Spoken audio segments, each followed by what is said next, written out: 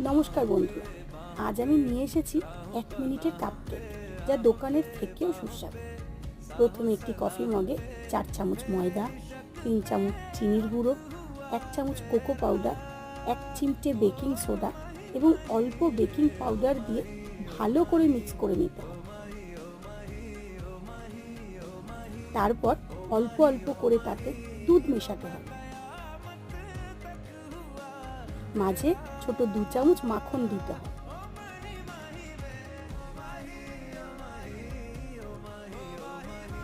তারপর ততক্ষণ পর্যন্ত মিক্স করতে হবে যতক্ষণ না থিকনেসটা এই রকম হয়ে যায়। তারপর মাইক্রোওয়েভে 1 মিনিটের জন্য দিয়ে নামিয়ে নিলেই তৈরি হয়ে যাবে আমাদের এই 1 মিনিটের কাপকেক। আপনারা কিন্তু বাড়িতে বানিয়ে জানাবেন কেমন লাগলো।